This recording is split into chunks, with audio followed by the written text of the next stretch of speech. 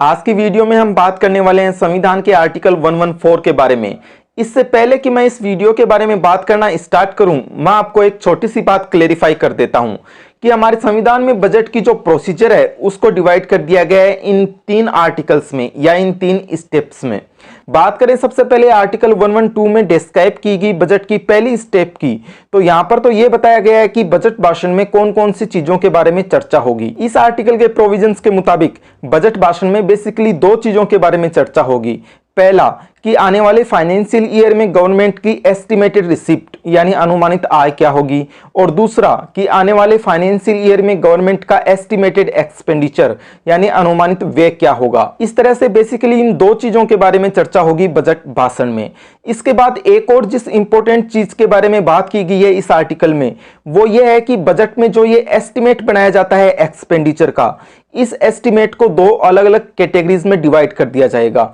पहली कैटेगरी तो होगी उस एक्सपेंडिचर की जो कि expenditure charge upon consolidated fund of India की कैटेगरी में आएगा, और दूसरी कैटेगरी होगी उस एक्सपेंडिचर की जो कि expenditure made from consolidated fund of India की कैटेगरी में आएगा।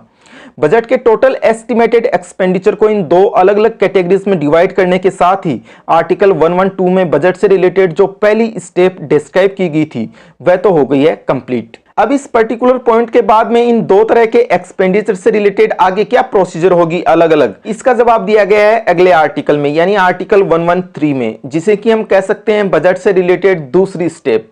इस आर्टिकल के प्रोविजंस के मुताबिक expenditure charged upon consolidated fund of India की कैटेगरी से रिलेटेड जितना भी एस्टिमेटेड एक्सपेंडिचर है बजट में, उसके संबंध में तो पार्लियामेंट में केवल डिस्कशन ही हो सकता है और डिस्कशन के अलावा कुछ भी नहीं होगा। जबकि दूसरी तरफ जो expenditure made from consolidated fund of India की कैटेगरी से रिलेटेड एस्टिमेटेड एक्सपेंडिचर है बजट में, उसके संबंध में पहले तो जनरल डिस्कशन होगा पार्लियामेंट में और उसके बाद में उसको लोकसभा में सबमिट किया जाएगा डिमांड्स फॉर ग्रांट्स या अनुदान की मांगों के रूप में, और उसके बाद लोकसभा में उस पर वोटिंग भी होगी।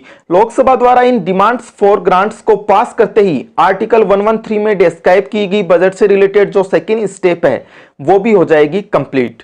लेकिन यहां पर ध्यान रखने लायक बात यह है कि बजट से रिलेटेड इन 2 स्टेप को कंप्लीट करने के बाद भी गवर्नमेंट को अभी तक कोई अधिकार नहीं मिला है कंसोलिडेटेड फंड ऑफ इंडिया से 1 पैसा भी निकालने का। आखिर ऐसा क्यों? क्योंकि बजट से रिलेटेड जो 3rd स्टेप है जो कि डिस्क्राइब की गई है आर्टिकल 114 में, वह अभी कंप्लीट नहीं हुई है। इस 3rd स्टेप का नाम है एप्रोप्रिएशन बिल। तो इस तरह से आर्टिकल 114 की भी हेडिंग होगी एप्रोप्रिएशन बिल या विनियोग विधेयक। एप्रोप्रिएशन का मतलब होता है किसी पर्टिकुलर पर्पस के लिए पैसा अवेलेबल कराना या पैसा आवंटित कर देना। आर्टिकल 114 में टोटल 3 क्लोजेज हैं, तो आइए जानते हैं इन तीनों ही क्लोज को एक एक करके। क्लोज 1 के प्रोविजंस के मुताबिक ये जो डिमांड्स फॉर ग्रांट्स थी, ये लोकसभा से पास होते ही इन सारी की सारी ग्रांट्स को और expenditure charge upon consolidated fund of India की कैटेगरी से रिलेटेड जो एक्सपेंडिचर है, इन दोनों को ही एक बिल का रूप दे दिया जाएगा जिसे कि अप्रोप्रिएशन बिल के नाम से जाना जाएगा। इस अप्रोप्रिएशन बिल का पर्पस होगा 2 तरह की रकम कंसोलिडेटेड फंड ऑफ इंडिया से निकालना। पहली तरह की रकम तो कौन सी होगी? वो सारी की सारी डिमांड्स फॉर ग्रांट्स जो कि लोकसभा ने पास कर दी हैं। और दूसरी तरह की रकम कौन सी होगी? दूसरी तरह की रकम वो होगी जो कि expenditure charge upon consolidated fund of India की कैटेगरी से रिलेटेड होगी, क्योंकि इसके संबंध में तो ग्रांट्स या वोटिंग वाला काम हुआ ही नहीं था, ये तो आप जानते ही हैं पहले से ही। तो इस तरह से अब तक आपको ये तो अच्छी तरह से समझ में आ गया होगा कि एप्रोप्रिएशन बिल का एक ही पर्पस होता है, इन 2 तरह की रकम को कंसोलिडेटेड फंड ऑफ इंडिया से निकालना। क्लोज 2 में इस बात का जवाब दिया गया है कि ग्रांट्स या अनुदान में जो अमाउंट दर्शाई गई थी, क्या उस अमाउंट के संबंध में एप्रोप्रिएशन बिल पेश करते समय कोई चेंज किया जा सकता है? तो इसका जवाब है जी नहीं।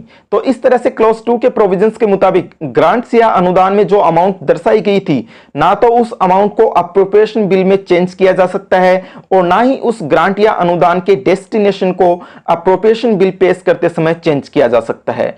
और बिल्कुल इसी तरह से expenditure charged upon consolidated fund of India से रिलेटेड जो एक्सपेंडिचर है, उसके अमाउंट को भी अप्रोप्रिएशन बिल पेश करते समय चेंज नहीं किया जा सकता। कहने का मतलब कि इस तरह का कोई भी अमेंडमेंट अगर अप्रोप्रिएशन बिल में इंट्रोड्यूस किया जाता है तो वह एडमिसिबल नहीं होगा। अब अगला सवाल यहां पर यह बनता है कि यह कौन डिसाइड करेगा कि कोई अमेंडमेंट एडमिसिबल होगा या इनएडमिसिबल होगा। तो इस संबंध में क्लॉज 2 बिल्कुल साफ साफ ये कहता है कि अप्रोप्रिएशन बिल में किसी अमेंडमेंट की एडमिसिबिलिटी के बारे में तमाम तरह के डिसीजन लेने का अधिकार होगा प्रेजाइडिंग ऑफिसर के पास, यानी पीठासीन अधिकारी के पास, और वो जो भी डिसीजन लेंगे वो फाइनल होगा। क्लॉज 3 ये डिक्लेयर करता है कि एप्रोप्रिएशन बिल को पास किए बिना सरकार कंसोलिडेटेड फंड ऑफ इंडिया से एक पैसा भी नहीं निकाल सकती। तो इसका मतलब तो आप आसानी से समझ गए होंगे कि ये जो एप्रोप्रिएशन बिल है ये पास होकर जब एक्ट या अधिनियम बनता है केवल तभी गवर्नमेंट को अधिकार मिलता है कंसोलिडेटेड फंड ऑफ इंडिया से पैसा निकालने का, और बिना इस बिल के पास हुए गवर्नमेंट एक पैसा भी कंसोलिडेटेड फंड ऑफ इंडिया से नहीं निकाल सकती। अब बजट की बाकी जो 2 स्टेप्स बच गई हैं, अगर उनसे रिलेटेड कॉन्सेप्ट भी आपको पूरी तरह से क्लियर करनी है तो उसके लिए आपको यूट्यूब पर जाकर टाइप करना होगा आर्टिकल 112 बाई विकास टाका और आर्टिकल 113 बाई विकास टाका। ऐसा करते ही आपको ये वीडियोस देखने को मिल जाएंगे।